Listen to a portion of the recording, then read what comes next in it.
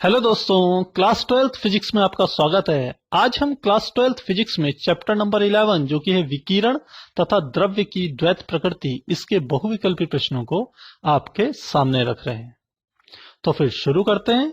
हमारा पहला प्रश्न है, गतिमान द्रव्य कण से संबद्ध तरंगों की तरंगदैर्घ्य कहलाती है।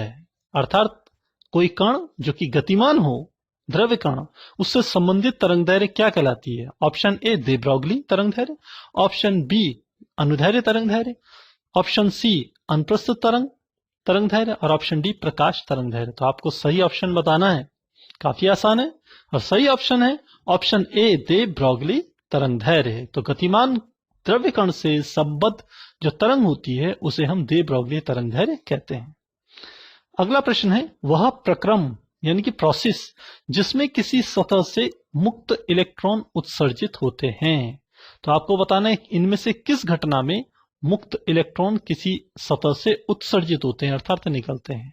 ए प्रकाश विद्युत उत्सर्जन, ऑप्शन बी तापायनिक उत्सर्जन, ऑप्शन सी उपयुक्त दोनों और ऑप्शन डी है इलेक्ट्रॉन उत्सर्जन। और इसमें जो सही आंसर है वह है आंसर सी उपयुक्त दोनों, यानी कि प्रकाश विद्युत उत्सर्जन और तापायनिक उत्सर्जन, इन दोनों ही घटनाओं में सतह से मुक्त इलेक्ट्रॉन उत्सर्जित होते हैं। अगला प्रश्न है, किसी धातु के पृष्ठ से प्रकाश इलेक्ट्रॉन उत्सर्जन के लिए न्यूनतम ऊर्जा 2 इलेक्ट्रॉन वोल्ट है, यह उस धातु का कहलाता है। तो आपको बताना है 2 इलेक्ट्रॉन वोल्ट धातु का क्या कहलाता है।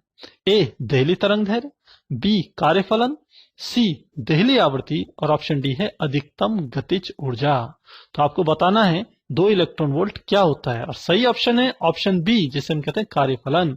इसका अर्थ है धातु के पृष्ठ से इलेक्ट्रॉन को निकालने के लिए 2 इलेक्ट्रॉन वोल्ट न्यूनतम ऊर्जा की आवश्यकता होगी। अगला प्रश्न, फोटो सेल में निरोधी विभव का मान किस पर निर्भर करता है? तो आपको ध्यान रखना है निरोधी विभव का मान। और आपके सामने ऑप्शन है, ए प्रकाश की तीव्रता, ऑप्शन बी प्रकाश की चाल, ऑप्शन सी प्रकाश की आवृत्ति और ऑप्शन डी सभी पर। तो आपको सही बताना है कि फोटो सेल में निरोधी विभव का मान किस पर निर्भर करता है और जो सही ऑप्शन है वह है ऑप्शन सी, जो कि है प्रकाश की आवृत्ति।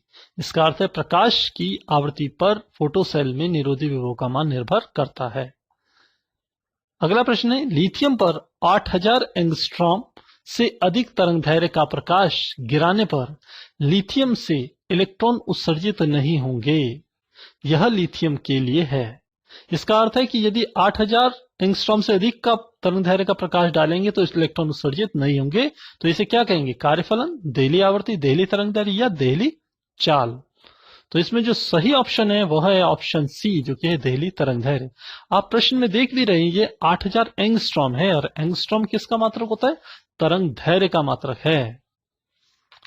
अगला प्रश्न है, जिंक की सतह से इलेक्ट्रॉन उत्सर्जन के लिए निम्न में से कौन सा विकिरण सबसे अधिक प्रभावकारी होगा? तो आपको बताना है इनमें से किसके द्वारा जिंक की सतह से इलेक्ट्रॉन सबसे प्रभावकारी या सबसे जल्दी उत्सर्जित होंगे।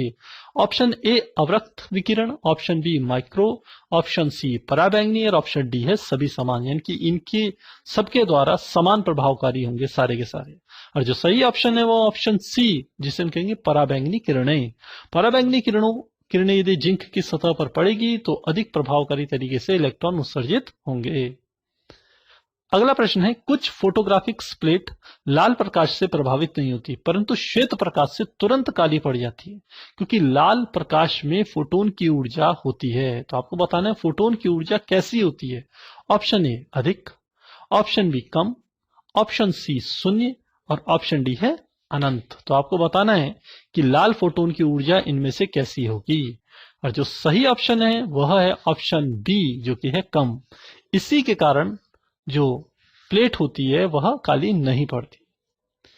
अगला प्रश्न देखते हैं, निम्न में से कौन प्रकाश विद्युत सेल का प्रकार नहीं है? तो आपको बताना है इनमें से कौन सा ऑप्शन एक प्रकाश विद्युत सेल का प्रकार नहीं है। और ऑप्शन है, ए प्रकाश उत्सर्जक, बी प्रकाश वोल्टीय, ऑप्शन सी है संचायक सेल और ऑप्शन डी है प्रकाश चालकीय।